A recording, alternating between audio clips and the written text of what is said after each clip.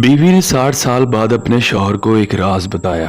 इनकी शादीशुदा जिंदगी को 60 साल गुजर चुके थे और उस दौरान वो एक दूसरे से हर बात शेयर करते थे और हर वक्त बातचीत में या एक दूसरे की खिदमत में खुश रहते थे। लेकिन एक बात थी जो हमेशा राज रही और कभी जाहिर नहीं हुई। इनके दरमियान कोई और राज नहीं थे, लेकिन बीवी हमेशा एक संदूक को एक शेल्फ पर रखती थी और अपने शौहर को बारहा मना करती थी कि वो इस संदूक को ना खोले और ना ही इसके मवाद के बारे में कोई सवाल करे। शौहर ने अपनी बीवी की ख्वाहिशात का एहतराम करते हुए कभी इस संदूक के बारे में फिक्र नहीं की। यहाँ तक कि एक दिन जब बीमारी ने बीवी को निढाल कर दिया और डॉक्टरों ने कहा इसके दिन अब गिने चुने हैं, शौहर ने उदासी के साथ बीवी के चीजों को यादगार के तौर पर महफूज करने के लिए सामान बांधना शुरू किया। फिर इसकी नजर इस संदूक पर पड़ी।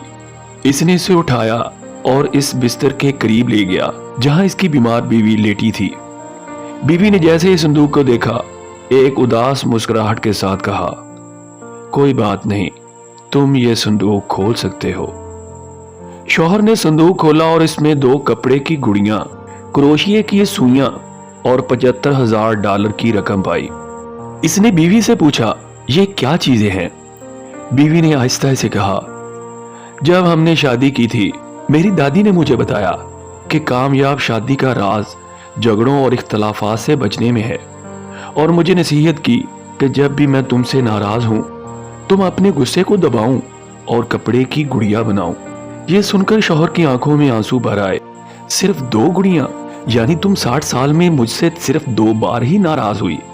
और अपनी बीवी के बिस्तरे मर्ग पर होने के बावजूद शौहर को खुशी महसूस हुई कि इसने अपनी बीवी को सिर्फ 2 बार नाराज किया था। फिर इसने पूछा, ठीक है, गुड़ियों का राज तो समझ में आ गया, लेकिन ये $75,000 कैसे आए? बीवी ने जवाब दिया, ये वो रकम है जो मैंने इन गुड़ियों को बेचकर जमा की है। क्या खूबसूरत बात है कि इंसान तकलीफ में हो मगर इसका जिक्र ना करे और आंसू बहाए मगर शोर ना मचाए। हर मुस्कुराहट के पीछे एक शदीद दर्द होता है।